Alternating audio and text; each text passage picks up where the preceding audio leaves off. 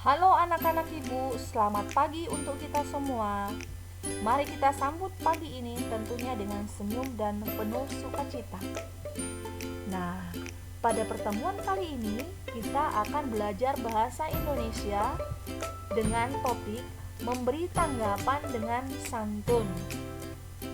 Anak-anak, ibu ingin bertanya kepada kalian. Apakah kalian pernah memberikan tanggapan atau kritik terhadap sesuatu?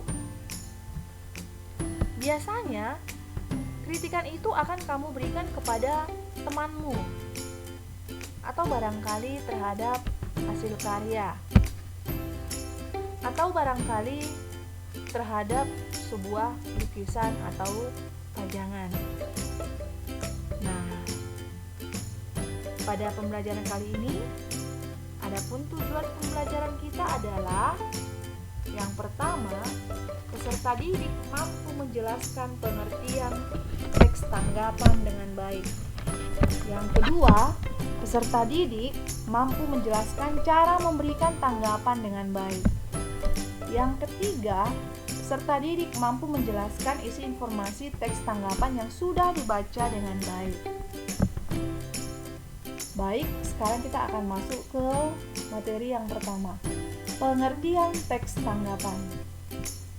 Anak-anak ibu, menurut KBBI atau Kamus Besar Bahasa Indonesia, tanggapan adalah sambutan terhadap ucapan, kritik, komentar, dan sebagainya. Apa yang diterima oleh panca indera, bayangan dalam angan-angan kita. Atau dengan kata lain, tanggapan itu dapat berupa kritik maupun pujian. Mengkritik berarti memberikan masukan, kadang-kadang disertai uraian atau pertimbangan baik buruk terhadap sesuatu yang dikritik. Baik itu karya seni, karya sastra, bahkan pendapat seseorang. Memuji berarti melahirkan kekaguman dan penghargaan terhadap sesuatu yang dianggap baik, bagus, indah, dan sebagainya. Memberi pujian haruslah objektif dan tidak melebih-lebihkan. Pada dasarnya, mengkritik dan memuji merupakan kegiatan memberikan pendapat. Dalam sebuah literatur disebutkan bahwa kegiatan memberikan pendapat adalah bentuk tanggapan terhadap sesuatu. Sesuatu itu dapat berupa peristiwa, fenomena, ucapan dan perbuatan atau berupa karya yang diciptakan oleh orang lain. Anak-anak ibu, dalam kehidupan sehari-hari sebenarnya kita juga sering menanggapi sesuatu, baik itu tentang apa yang kita lihat ataupun apa yang kita rasakan. Namun, apakah tanggapan tersebut sudah disampaikan secara objektif dan santun? Apakah tanggapan kita tidak menyakiti orang lain? Ada pernyataan bijak mengatakan demikian. Lebih baik tidak memberi tanggapan daripada harus menyakiti orang lain. Nah, sekali lagi ibu bacakan.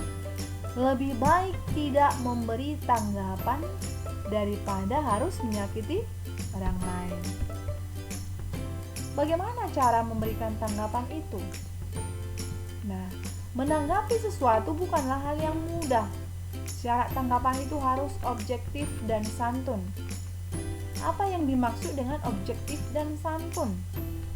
Objektif itu berarti kita menanggapi sesuatu berdasarkan kenyataan. Sedangkan santun berarti tanggapan yang diberikan harus memberikan dampak positif, walaupun yang disampaikan itu tentang hal yang kurang baik, tetapi harus disampaikan dengan cara yang baik. Sekarang, bagaimana memuji yang santun? Semua orang pasti suka dipuji.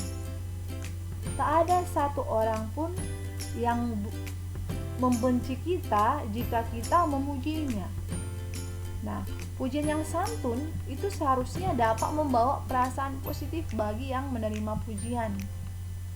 Pujian yang santun berarti pujian yang tulus. Agar dapat melakukannya, kita harus membiasakan melihat sisi baik dari seseorang atau segala hal. Biasakan melihat sisi yang positif, sisi yang baik dari seseorang ataupun segala hal yang mau kita puji tersebut. Kemudian tulus, bukan basa-basi. Pujian yang tulus dan sungguh-sungguh akan membuat orang merasa senang dengan apa yang kita katakan. Caranya bagaimana? Memandang orang atau hal yang dipuji, jika memuji secara langsung atau katakan hal-hal yang khusus. Nah, sebagai contoh anak-anak ibu, kita boleh menyatakan hal demikian. Kamu tampak lebih ceria jika memakai baju warna itu. Daripada kita mengatakan hal yang demikian, kamu bagus memakai baju itu.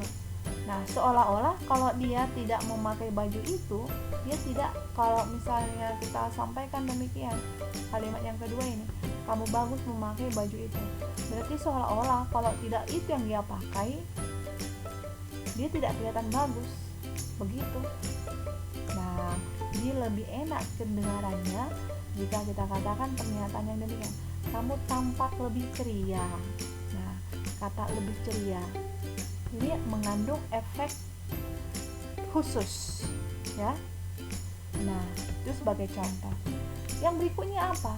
Hormati dan hargailah lawan bicaramu itu atau sesuatu yang kamu komentari itu. Jangan sampai yang kita memuji hanya membuat orang merasa tersinggung. Sebaiknya jangan memuji sesuatu yang berhubungan dengan sara atau penampilan fisik. Kita harus berusaha menghindari ungkapan-ungkapan, misalnya kamu hebat untuk ukuran orang desa. Emang orang desa itu bagaimana? Ya kan? Orang desa itu banyak kok yang hebat-hebat. Jadi biasakan menghindari pernyataan-pernyataan ini, orang desa, orang gunung, endeso gitu. Atau contoh lain, tidak ada orang kampung yang sepintar kamu. Nah, emang hanya orang kota yang pintar-pintar. Nah, jadi embel-embel orang kampung ini, orang desa ini perlu kita hindarkan ketika kita memberikan pujian. Makanya tadi Ibu sebutkan di awal, tak ada satu orang pun yang tidak senang jika dipuji kalau pujian kita itu tulus, ya. Yang berikutnya, bagaimana memuji yang tepat itu? Cara memuji yang tepat yaitu memperhitungkan waktu, situasi dan kondisi saat memuji. Misalnya memuji seseorang sesaat setelah ia melakukan sesuatu pekerjaan dengan baik. Pujilah dia saat itu juga di depan banyak orang agar orang menerima pujian merasa dihargai. Cara memuji yang tepat berikutnya yaitu memberikan rasa nyaman. Jangan membicarakan diri sendiri saat memuji orang lain, apalagi yang dibicarakan tentang hal yang berlawanan. Contoh, kamu hebat sekali sudah memenangi kejuaraan catur dan mampu mengharumkan sekolah kita. Kalau saya tidak mungkin bisa, saya orang yang tidak bisa apa-apa. Perkataan seperti ini akan membuat orang yang dipuji merasa tidak nyaman, ya. Jadi hindari pernyataan yang demikian. Nah, untuk menguji pemahamanmu, Ibu mengajak kalian untuk membuka bukumu halaman 89 tentang lukisan Avandi dan kerjakanlah pertanyaan yang menyertainya. Ya, silakan buka buku paketmu, ya.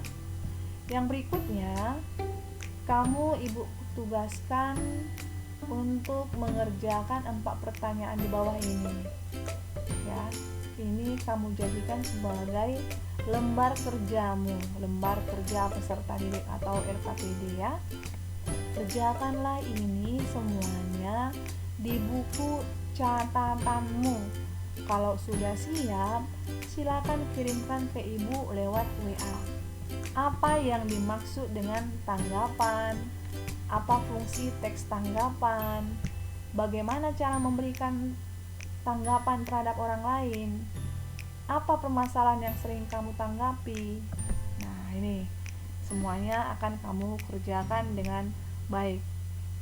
Jawabannya akan kamu peroleh kalau kamu sudah menyimak dari apa yang udah Ibu jelaskan di awal.